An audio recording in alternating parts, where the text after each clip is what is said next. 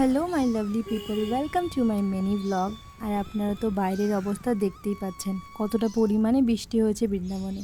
কালকে রাত্রিবেলা অত রাত অবধি আমরা ওখানে জেগেছিলাম, হয়তো 2 ঘন্টারই রেস্ট নিয়েছি, আবার বেরিয়ে পড়েছি বারসানার উদ্দেশ্যে, শ্রী রাধা রানীর ঘরের উদ্দেশ্যে। আর কালকে এতটা পরিমাণে বৃষ্টি হয়েছে, যখন প্রেমানন্দ মহারাজ আমাদের সামনে থেকে চলে গেল তখন থেকেই বৃষ্টিটা স্টার্ট হয়েছে। আমি ভেবেছিলাম হয়তো দর্শনই পাবো না, একদিন ঘুম থেকেই উঠতে পারিনি, আরেকদিন হয়তো দর্শনই পাবো না। কিন্তু ভগবানের ইচ্ছা আর রাধারানীর যদি ইচ্ছা না থাকে সেটা কখনোই সম্ভব হয় না। তো আমরা চলে এসেছিলাম বারসানা যাওয়ার পথে লোটাস টেম্পলে। তো যতটা রাস্তার মধ্যে আমরা পাবো সবকটাই কভার করার চেষ্টা করব।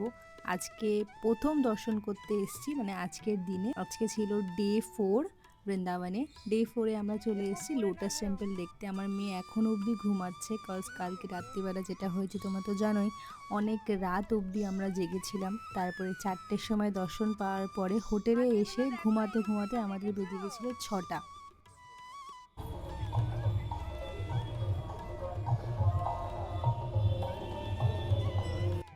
খুব সাবধানে আমরা হাঁটছিলাম, পুরো মন্দিরটা জলে ভরা ছিল। আর সত্যি কথা বলতে বৃন্দাবনের আমাদের পুরোটাই ট্রিপটা খুব সুন্দর ছিল, খুব ভালোভাবে দর্শন হয়েছে। আর ভগবানের এটাই ইচ্ছে ছিল যে বেরানোর সময় বৃষ্টিটা শুধু দিয়েছে, পুরো বৃন্দাবন আমরা কিন্তু বৃষ্টি পাইনি, খুব ভালোভাবে আমরা দর্শন পেয়েছি। এই যে এখানে একটা হনুমানজির মূর্তি আছে, শ্রী হনুমানজি মন্দির।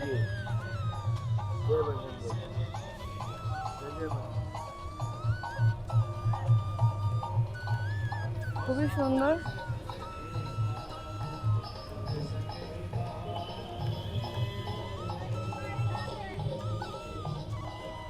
ফটো এখানে অ্যালাউড না, ফোনটা এখন রাখতে হবে। তো লোটাস টেম্পলের ভেতরে রাধাকৃষ্ণের মন্দিরের বাইরে আছে, এখানে হলো শিবের মন্দির, শিব ভগবান মন্দির, শিব পার্বতী আছে এখানে।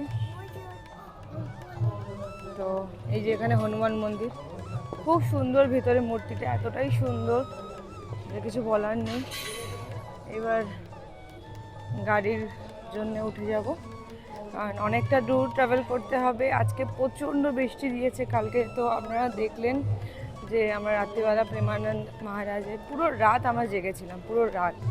আমি মনে অন্য কোনো দিনও এতটা জেগে থাকি না যতটা রাত জেগেছিলাম কালকে। তো রাত জাগার পরে দর্শন পেয়েছি, খুব ভালোভাবে দর্শন পেয়েছি। আর আজকে সকালবেলা বেরিয়ে পড়েছি, 2 ঘন্টা জাস্ট কুইক ন্যাপ বলা যায় নিয়ে বেরিয়ে পড়েছি বারসানার উদ্দেশ্যে। গণেশজি মন্দির, এই যে গণেশ ঠাকুরের মন্দির। গণপতি বাপ্পা মোরিয়া, মঙ্গল মূর্তি মোরিয়া।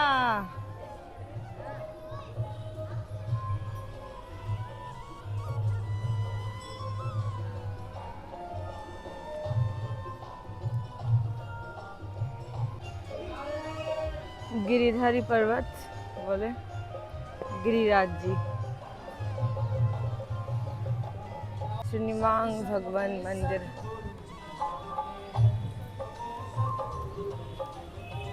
চলুন এবার বেরিয়ে পড়ি গাড়ির জন্য। খুব সুন্দর আরাম করে বসাও যেত, কিন্তু প্রচণ্ড বৃষ্টি, রাস্তায় পুরো জল।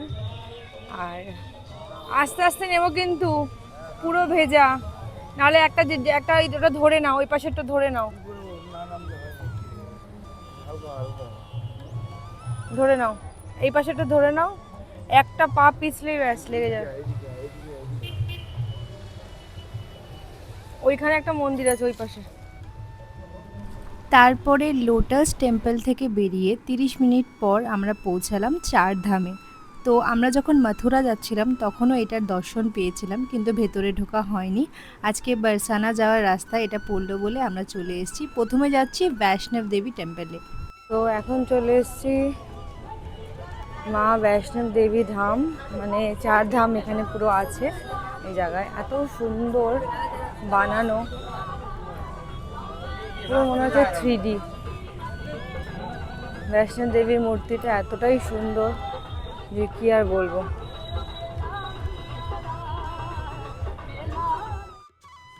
যতটাই বৈষ্ণব দেবী মার সামনে গিয়ে পৌঁছাচ্ছিলাম ততটাই মূর্তিটা আরও বড় হয়ে যাচ্ছিল। আমি ভাবিনি মূর্তিটা এতটা বড়। যদি সত্যি কথা বলি যে সিংহটা ছিল, ওই সিংহটার মুখের মধ্যে 4 জন বসতে পারবে, এতটা বড় মূর্তিটা। সামনে গিয়ে তোমাদের আরও ভালোভাবে দেখাচ্ছি। বন্ধুরা, এবার তো বুঝতেই পারছো মানুষরা কতটাই ছোট লাগছে এই মূর্তিটার সামনে। চোখের সামনে না দেখলে এটা বিশ্বাস করা অসম্ভব। তারপরে চলে আসলাম মা যমুনার সামনে। এখানে অনেক মানুষ পয়সা দিয়ে তাদের মানত হয়তো করেছেন, নিচে দেখতেই পাচ্ছেন। তারপরে চলে এসেছিলাম মা বৈষ্ণব দেবীর মন্দিরের ভেতরে। বিশাল বড় জায়গা জুড়ে এই মন্দিরটা ছিল, আর তার আশেপাশে বিষ্ণু, লক্ষ্মী, গণেশ, রাধাকৃষ্ণ, হনুমানজি, শিবজি সব মূর্তি যদি থেকে থাকে সব এখানে ছিল। এত সুন্দর ভেতরটা সাজানো ছিল, সেটা চোখে না দেখলে তোমরা বুঝতে পারবে না। আর মা বৈষ্ণব দেবীর মূর্তিটা সেটা পুরোটাই ছিল পিতলের আর বিশাল সাইজের, সেটাও তোমাদেরকে দেখাচ্ছি চলো। এই যে আমরা চলে এসেছি মায়ের সামনে। মায়ের মূর্তিটা হয়তো ছোট লাগলেও মূর্তিটা ছিল বিশাল বড়। But I am so lucky, আমি নিজের চোখেও দর্শন করে এসেছি 2014-তে, যখন আমি জম্মু গেছিলাম কাশ্মীর ঘুরতে গিয়ে দর্শন করে এসেছি মার। আর এখানে 4 ধামটাও খুব সুন্দরভাবে সাজানো। চলো তোমাদেরকে এই মন্দিরের এক ঝলক দেখিয়ে দিই।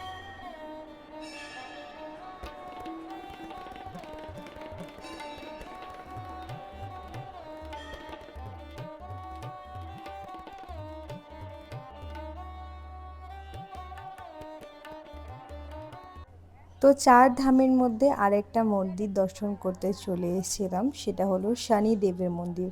এখানে প্রচুর মানুষ সর্ষের তেল দিয়ে, ফুলের মালা দিয়ে শনিদেবের যে মূর্তিগুলো ছিল বাইরে সেগুলোকে পুজো দিচ্ছিল। তো শনি ধামে চলে এসেছি, দেখতেই পারলেন এন্ট্রান্সটা। সব কটা ধাম একটা আলাদাই সৌন্দর্য আছে। এখানে শনিদেবের মূর্তিটা যেন জীবন্ত মনে হচ্ছিল, এতটাই বড়, এতটাই সুন্দর দেখতে। আমি একটাই কথা বলবো, মথুরা যারা আসছো, বৃন্দাবন যারা আসছো, এই 4 ধাম দেখতে কিন্তু ভুলো না। খুবই সুন্দর, অপূর্ব লাগবে। আর এখানে ভিডিও করা পুরোপুরি অ্যালাউ। তারপরে দর্শন হলো যার জন্যে বৃন্দাবন আসা, যার দর্শনের জন্য শ্রীকৃষ্ণ আর রাধা রানীর টেম্পল। এতটাই সুন্দর লাগছিল এই মূর্তিটা, চলো তোমাদেরকে দেখাই। পিতলের তৈরি এত বড় মূর্তি আমি মনে হয় প্রথম দেখলাম রাধাকৃষ্ণের। তারপরে চলে এসেছিলাম শিবধাম। শিব ঠাকুর ছাড়া তো সব কিছুই মনে হয় ইনকমপ্লিট না। তো এখানে যখন আসলাম, এখানে অনেক ধরনের লিঙ্গ ছিল। কিছু কিছু লিঙ্গ তোমরা নিজেরা জল অভিষেক বা দুধ দিয়ে অভিষেক করতে পারো, তার জন্য বাইরে দুধও বিক্রি হচ্ছে। যেমন সর্ষের তেল দিয়ে শনিদেবকে পুজো দেওয়া হচ্ছিল, এখানেও দুধ বা জল তোমরা দিয়ে শিবের মাথায় দিতে পারো। আর পুরো মাঝখানে জল ছিল, আর এই একটা একটা করে শিবের লিঙ্গ বসানো ছিল। তো শিবধামের মেন আকর্ষণ শিব, পার্বতী, গণেশ, কার্তিক নিয়ে বসে আছে এই মূর্তিটা, অপূর্ব সুন্দর লাগলো ভেতরের। আর শিবধামের বাইরে ছিল নন্দীর সাথে এত বড় শিবের মূর্তি, যেটা অলরেডি তোমরা আমার ভিডিওতে দেখে নিয়েছো। তোমরা কিন্তু কেউ লিখতে ভুলো না, হর হর মহাদেব। 4 ধাম কমপ্লিট করে আজকে চলে আসলাম আমাদের ব্রেকফাস্ট করতে, যেটা ছিল ছোলে কুলচে, আর নিয়েছিলাম ছোলা মাখা, যেটা পেঁয়াজ, ডাল, টমেটো, ধনেপাতা দিয়ে মিক্স ছিল। কাইন্ড অফ চাটের মতন বলা যায়। তারপরে বেরিয়ে পড়েছিলাম নন্দ ভবন মানে নন্দগাঁওয়ের উদ্দেশ্যে। তোমরা যারা জানো না তাদেরকে বলে দিই, কৃষ্ণের বাবা কৃষ্ণকে নিয়ে নন্দগাঁওতে এসেছিল। তার মানে কৃষ্ণের যে গ্রাম ছোটোবেলার, সেটা দেখতেই আমরা বেরিয়ে পড়েছি। তো এখানে অনেক কিছু আছে দেখার, যেমনি নন্দ ভবন, যশোদা ভবন, এগুলো দেখার আছে। কিন্তু একটাই কথা, আমরা যে গাড়ি বুক করেছিলাম এই গাড়ি উপর অব্দি যায় না, আমাদের ওখানে গিয়ে একটা গাড়ি আলাদা করে বুক করতে হয়েছিল।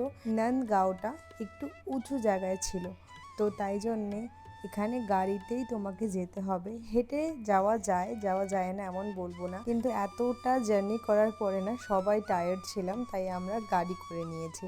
তো আমরা কিন্তু অলরেডি গাড়ি চেঞ্জ করে নন্দগাঁওয়ের জন্য বেরিয়ে পড়েছি। নন্দগাঁওতে পৌঁছে ভিআইপি পার্কিংয়ে গাড়িটাকে পার্ক করে আমরা বেরিয়ে পড়েছি।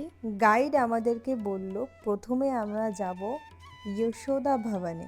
তো যশোদা ভবনটা একদমই সামনে, কিন্তু সিঁড়িটা না পুরো খাড়া টাইপের। এই যে পৌঁছে গেছি যশোদা ভবনে, কিন্তু সত্যি কথা বলতে গেলে এখানে কিন্তু ক্যামেরা অ্যালাউ ছিল না। আমরা বসেছিলাম অনেকক্ষণ, তারপরে আমাদের বলল ক্যামেরাটা বন্ধ করে দিতে। তারপরে আমরা চলে আসলাম নন্দ ভবন। এই যে লেখা আছে উপরে দেখো নন্দ ভবন। তোমাদের কিন্তু এই নন্দ ভবনে আসার সময় মনে হবে অনেকটা পাহাড়ের উপরেই উঠছো, সিঁড়িটা এতটাই খাড়া। তো এখানেও বৃষ্টি হয়েছে দেখতেই পাচ্ছ, মোটামুটি সকাল থেকে টানাই বৃষ্টি হচ্ছিল, এখন বৃষ্টিটা কমেছে। তো ভেতরটা যতটা পারছি তোমাদেরকে দর্শন করছি, বিকজ ক্যামেরা এখানেও কিন্তু অ্যালাউড ছিল না। আমরা ওখানে যখন গিয়ে পৌঁছালাম আমাদেরকে বললো বসতে, আমরা কিছুক্ষণ ওখানে বসলাম, অনেক কথা শুনলাম। তারপরে বলছিল যে জন্মাষ্টমীর জন্যে যারা ভোগের জন্য টাকা দিতে চায় তারা টাকা দিতে পারে। তো এখানে সবাই ভক্তরা বসে বসে কথা শুনছিল, তার ব্যাপারেই কিছু বলছিল। কিন্তু টাইম এখানে বেশি লেগেছিল, কারণ এই সময়টা ঠাকুরকে ভোগ দেওয়া হয়েছিল, তাই পর্দা দেওয়া আছে। তো এই ছিল নন্দ ভবনের মূর্তি, কৃষ্ণ বলরাম তার মা বাবা। তো নন্দ ভবনের তো পুরো দর্শন করলাম তোমাদেরকে। এখানে আসার জন্য আমাদের চার্জেস পড়েছিল 400 টাকা, মাথা পিছু 100 টাকা করে, বাচ্চাদের কোনো চার্জেস লাগে না। তারপরে চলে এসেছিলাম কীর্তি মন্দির। আর এই যে তোমাদেরকে দেখাচ্ছে কীর্তি মন্দির বাইরে থেকে। আর কীর্তি মন্দিরটা বাইরে থেকে দেখানোর কারণ 12:30টার সময় সবই মন্দির বৃন্দাবনে মথুরাতে বন্ধ থাকে, তাই জন্যে ভেতরে গিয়ে আর দর্শন করা হলো না। এরপরে চলে এসেছিলাম বারসানাতে। বারসানাতে আমরা আর হেঁটে উঠিনি, because we are so tired কাল রাত্রে থেকেই। ওই যে দূর থেকে দেখা যাচ্ছে বারসানার রাধা রানীর মহল। তো আমরা রোপওয়ের জন্য টিকিট কেটে নিয়েছি, মাথা পিছু পড়েছে 50 টাকা করে, বাচ্চাদের কোনো চার্জেস লাগেনি। তো দেখা হচ্ছে পরের দিনের বারসানার ভিডিওতে।